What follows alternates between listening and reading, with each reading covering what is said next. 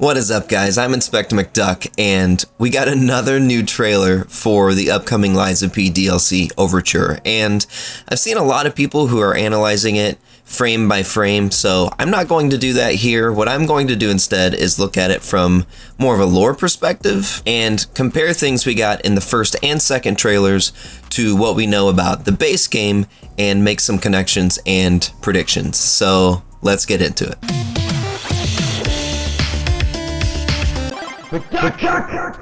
So the theme of this second trailer overall seems to be split into two parts. The first part is us, Geppetto's puppet, following in the footsteps of the legendary Stalker. The second part is us actually meeting her and adventuring with her. So let's start this analysis by breaking down the moment where we meet the legendary Stalker. So we're walking towards this cabin in the woods, and we find the legendary Stalker inside, and she seems to be surprised by us and draws our sword. But then we show her what appears to be a locket with a rose design, and at first I thought that this could be the Moonface pocket watch that Sophia gives us, but the hinge for that seems to be on the bottom and not on the side like we see here. And if we look at the White Lady's locket, it's a bit closer in design and seems to have the same hinge position and chain as that. Now, I'm not at all saying that this is the White Lady's locket, but it does at least appear to be a locket in design. And just to be thorough, this also doesn't appear to be the same item that we use to travel back in time with, though I could be wrong. Either way, the locket is significant somehow and seems to be our way of earning her trust. But now I want to get into something that is absolutely insane, and that's this weird monument that we see. And as I said in my other trailer analysis video, I think this is meant to be Valentinus' monad. And at first glance, it seems to be a statue made of red wax, but it could also have been, a normal stone statue that was then covered in wax for some reason, right? Who knows? But if we look back at the first trailer, we get this cool shot of all these puppet arms in the ceiling, which is probably symbolic. And that reminds me of the fight with Simon Manus when he uses the arm of God and summons these arms to come down and give him godlike powers. So with that in mind, this almost looks like a shrine of some sort, a place to come and worship Valentinus for some reason. But I do have another more sinister thought, because if we look closely, we can see that this wax is dripping down from the ceiling, from these puppet arms. And we also have this coat with an M lapel pin that seems to be discarded randomly right next to it. So this makes me wonder if we're looking at the actual real Valentinus monad who discarded his coat and then stepped up onto this altar and then was covered in wax, embalmed, essentially. I mean, the pose itself looks like someone who could have stepped onto an altar to receive gifts or praise of some sort from a higher power, and maybe not specifically the type of pose you'd carve for a statue, which again could mean that this is Valentinus's real body and not a statue. Of course, this totally goes against my theory of him becoming the hermit, but I can't wait to play the game to find out more. Regardless, also in this scene, we get a nice close look at the legendary Stalker's brooch with an M, and then she rushes to pick up the coat with the lapel pin on it that is identical to the one on the Someone's Memory outfit that we get, which was most likely Carla's uniform from the Monad Charity House. So whoever's coat this was had the same pin that Carlo's uniform did, meaning that it's related to the Monad Charity House, which is why I think that this coat belonged to Valentinus. So anyway, the legendary Stalker picks up the coat and takes the lapel pin, and it appears to have some writing on the back of it that I can't make out, but she clutches it and stands up looking pretty upset or desperate. So that means that this coat and the pin are very significant to her. But why would that be? Well, if you're already familiar with my theory about the legendary Stalker, then you know where this is going, but let's take a look at some imagery that's associated with the legendary Stalker. Throughout this trailer, we see strong rose imagery with these roses on the floor and this direct transition of a rose to the M brooch that she's wearing. The locket that we show her has roses engraved on it. And if we take a look at her uniform, we can see roses there as well, on the sheath of her sword, as well as the guard. And who do we know from the game that has strong ties to the word rose? Lady Isabelle Monad, Valentinus' wife and Sophia's mother, who was also the sponsor of Rosa Isabelle Street and the Rose Estate, aka the Monad Charity House. And the legendary Stalker is even wearing this brooch with an M on it. So if this doesn't confirm my theory that the legendary Stalker is Lady Isabelle Monad, then I don't know who else it could be. I explained in my other lore video about the legendary Stalker why I don't think she was Antonia, aside from the fact that she's also way too old to be running around like this. But the only other logical tie that we could make to the Monad Charity House lies with this loading screen that states that the Charity House was actually founded by the young descendants of the Monad family. It insinuates that Sophia apparently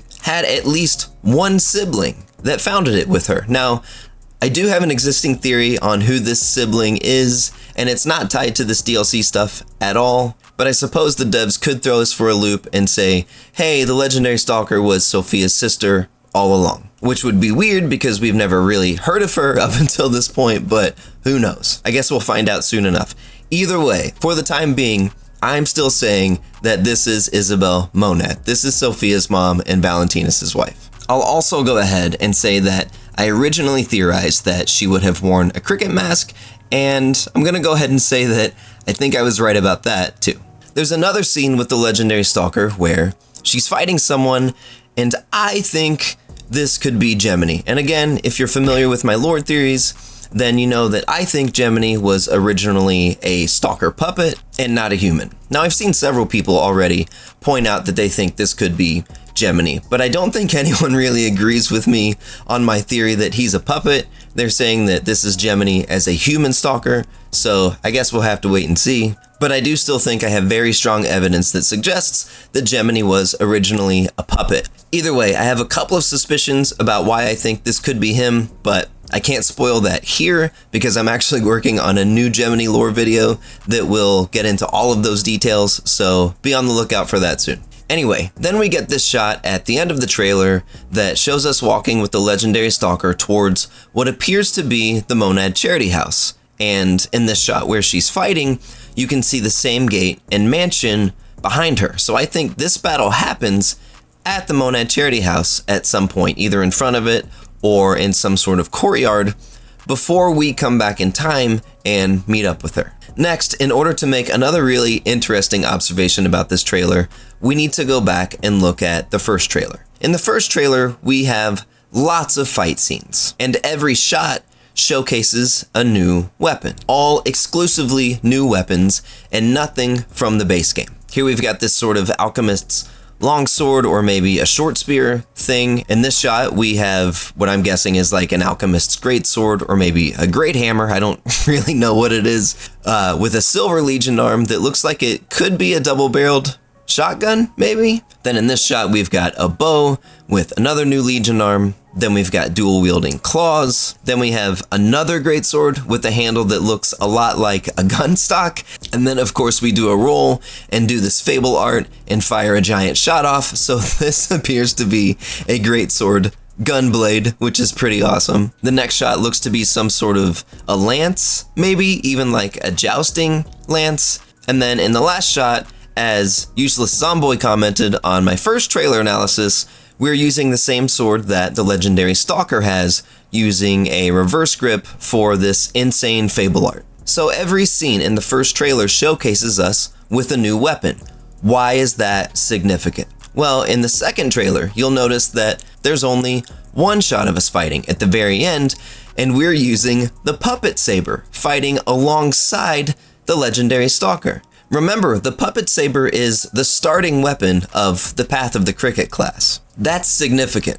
The devs could have shown us using any weapon they wanted, but they deliberately chose to show us fighting alongside the legendary Stalker with the starting class weapon for Path of the Cricket. It makes me wonder if she's teaching us the cricket style, which is super cool either way. And finally, we also have this really compelling shot here that I feel like is completely out of place within both trailers. If you look at the trailers, The only times we ever see a puppet knowingly are this carnival puppet here and the angel puppet that this lady wearing an alchemist's glove is controlling. Everything else, every battle we see is with alchemists, stalkers, and carcass monsters. That leads me to believe that the puppet frenzy hasn't happened yet at this point in time. So keeping that in mind, this shot is significant for a few reasons. First, there are puppet parts hanging in the background, so that makes this seem like it's part of a workshop. Second, this domed roof in the background looks a lot like these roofs from the first trailer, but it also does look a lot like the roof of the workshop in the base game. So I'm wondering if this is part of the workshop before it collapsed, but there's really no evidence of that. Still, in the first trailer, when we see the shot with the lady and the angel puppet, we're fighting her in a room with one of these domed roofs. So I think this shot with the broken blade takes place in one of these buildings and is clearly related to puppets and the workshop. Also, I originally thought that this blade may have been broken off by this guy's hooked sword, but when I looked at it closer, I realized that it's practically identical to the sickle that Romeo has in the base game, which is very curious because a loading screen tells us that Romeo died from petrification, and we know his ergo was used to create the King of Puppets. But why do we see his very recognizable sickle here, and why is it broken and dripping with blood? It's not broken in the game, and I guess it's possible that he could have gotten another one, but the most curious thing is that now that we've tied this location to the one where we fight the Puppetmaster, we can wonder why she says this. You're not the puppet I was expecting. Who are you? Now, in my first trailer analysis, I wondered if Gemini is who she was talking about, because I think Gemini was a Stalker puppet, especially if we consider the fact that in the DLC, it seems like the legendary Stalker is going around hunting down alchemists. But if this room with the broken blade is near her arena, then does that mean that Romeo is actually the puppet she's referring to? Does Romeo already exist as the King of Puppets in this timeline? I do think the events of the Rose Estate have already happened at this point, so it is possible that Geppetto has already taken Romeo's ergo and put him into the King of Puppets, and Geppetto seemingly created Romeo in order to take revenge. So it's possible Romeo existed and worked for Geppetto before the puppet frenzy even started. Either way, I don't have any other solid theories on this shot or this room other than to say that this definitely looks like a workshop, and we're meant to draw connections between it and Romeo. And for the sake of being thorough, I've seen other people point this out, but this gold material back here does seem to match the gold on the angel puppet. So now that we've covered all of this info, let's make some predictions. Based on everything we know from the base game, as well as new information we've gotten from these DLC trailers, how does it all fit together? What's the story? Here's my theory. Sophia can manipulate time, and she admits to us on the Black Sea side that she woke us up to save her, not Krat, specifically. And in order to truly save her, to prevent her from being captured and tortured, we have to prevent the Rose Estate incident from ever happening. Remember, if you're up on your Lies of P lore, then you'll know there's 3 critical things that happened because of the Rose Estate incident. Valentinus was removed as the leader of the alchemists and replaced by Simon Manus. Sophia was abducted by Simon and imprisoned within the alchemist's tower. And finally, everyone who lived at the Monad Charity House supposedly died of petrification, including Carlo, Geppetto's son, which in turn led Geppetto to snap and unleash a puppet frenzy across all of Krat as an act of outrage and revenge. And also remember what we know now about the legendary Stalker. I'm sorry. I was too late. I wish I'd got here sooner. Your survival is all that matters. Nothing else comes close, not even my life. I swear I won't be late. Not again. Now, based on everything we've seen in the trailer, I think that the events of the Rose Estate have already happened. But I think this shot of the legendary Stalker fighting someone in the courtyard of the Monad Charity House is the big key here, because we know that she arrived late and thinks she could have prevented the consequences. So I think this guy, again, potentially her old partner, Gemini, as a stalker puppet, was guarding it for some reason, and this is where she failed. So what does that all mean? Let's listen to the dialogue spoken by the legendary stalker in this second trailer. Listening to this song always reminds me of you, but now you belong to the past. I never got to say farewell. Perhaps someday, if we can cross the bounds of time, we'll meet again. And the description for this trailer, both on YouTube and Instagram, say this: the choices you make ripple through the past and present in the world of lies of P, revealing hidden truths and leaving lasting consequences. So we're not just playing through the events of the past. I think Sophia is sending us back in time to save her. And the entire key to saving Sophia and preventing the Rose Estate incident is making sure that the legendary stalker is there this time. Now, are we going to get to play as her? No, I don't think so. But I think we'll be able to interact with certain items or locations and see all of those scenes and flashbacks, giving us some context as to what she was doing on this path leading up to us finding her. So how will this whole thing play out? Well, this is just a guess, of course, but here's how I see things happening. When the DLC releases, we will somehow come across this new item that can channel Sophia's powers. We use it in the Path of the Pilgrim, where it lights the way to the graveyard and powers the Golden Stargazer, which we then use to travel back in time to try to find the legendary stalker. It transports us to the snowy woods on the outskirts of Krat, where we come across this hill and see these buildings and the carnival stuff. And this is probably the first area of the DLC. We go through the circus tents and end up exploring these glass domed buildings.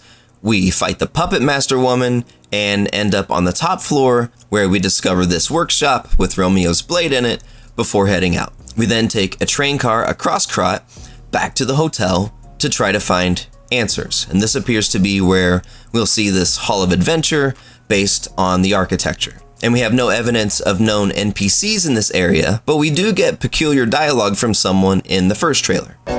What a pleasure to meet a stalker worthy of the name. It's been far, far too long. Either way, I think that once we arrive at the hotel, we go underground to the relic of Trismegistus and get on the submarine Pistris. We then take the submarine to a remote location where the alchemists have established a laboratory. On the shore, we fight this shark monster, and we can also see this crashed ship in the background from one of the original DLC preview images. Then we enter the laboratory and fight all sorts of these monsters and experiments along the way, and apparently even a superpowered stalker, and somehow we have a connection with Alidoro, and he comes to help us, which is pretty awesome. Then we make our way through until we get deep enough to find some of the more significant experiments, and that's where we find this guy, who, after we defeat him, apparently tries begging for his life. She was looking for someone. I think we then travel through a connected cave system where we eventually find the monument of Valentinus Monad and end up in some remote woods where we find the legendary stalker in her cabin laying low. We show her the locket, and I still don't know what it is, but it seems to be something that belongs to her or is significant to her, as it's covered in roses. Now here's where it gets cool. I think that since the events of the Rose Estate incident have already happened at this point in the DLC, we then take the legendary stalker back in time even further to a point prior to the Rose Estate incident. Then we venture through the woods, making our way there, arriving in the late evening, and that's where the final part of this game plays out on the night of the Rose Estate incident. And possibly based on the fact that this alchemist seems to be wearing a ball or masquerade mask, I'm now wondering if the Rose Estate incident happened on the same day as the Monad Charity House concert. I've always wondered what the significance of this flyer was, and now we may understand why. Now, if this is really our goal, if this is our end game, then let's think about the consequences of this. If we can go back in time and prevent the horrible tragedy at the Rose Estate, at the Monad Charity House, then that means Simon would be stopped from taking over as the leader of the alchemists. And if that happens, then he won't continue with his experiments, and he won't go around Krot intentionally spreading the petrification disease and creating carcass monsters in the process. Sophia would never have been abducted, thus saving her as she requested. And finally, Carlo never would have died, meaning Geppetto wouldn't have to take revenge on the alchemists by launching a puppet frenzy. The only issue is, if we save everyone at the Monad Charity House and Carlo never dies, then that means Geppetto wouldn't have any need to build us, Geppetto's puppet. Anyway, I'm so excited for this DLC. I can't wait to see what happens. Guys, leave me a comment. Let me know what you think about my analysis, what you hope to see in the DLC, and hopefully I'll see you in another video soon. Alright, McDuck out. Peace.